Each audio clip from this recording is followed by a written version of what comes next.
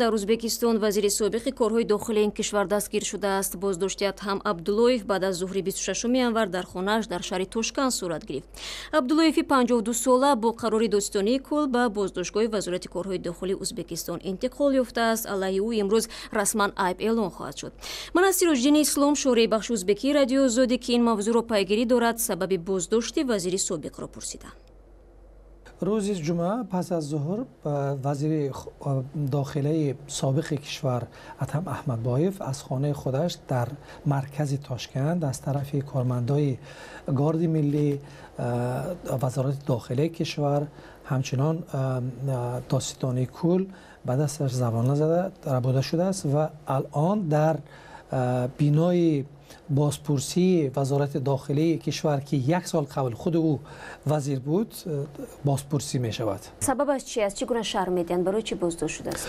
بازداشت شدن سببش معلوم نیست، ولی 1 ماه قبل در برآمد خودش حضور دو پارلمان، مجلس نمایندگان و مجلس عالی کشور، شوکت میرزیویف خیلی از کارمندای امور داخله، امنیت و دادستانی کل انتقاد شدید کرد و مخصوصا درباره وزیر داخلی سابق اتهمبایف گپ‌های شدید را گفت و گفت که او خائن است، خیانت کرد گفته بود و خودش اعلام کرده بود که رتبه گنرال لیتنانتی را از او کشیده گرفتند. میتوان گفت که همین بازداشت آغاز اصلاحات در مقامات قدرتی در ازبکستان است. بله، 100% مطمئن.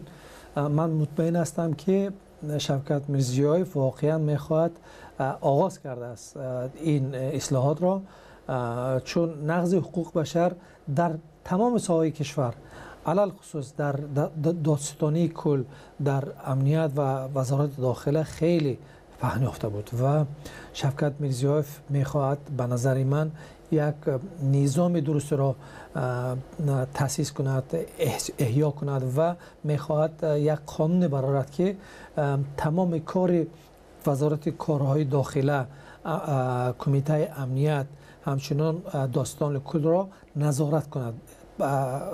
مثلا در تاجیکستان این قانون هست عاید به پلیس، عاید به شکنجه، ولی در ازبکستان این گونه قانون هنوز نیست، ولی لایحه‌اش آماده است و به نظر من این تصدیق می شود و به نظر من در آینده خیلی یک قانون مثمر می شود.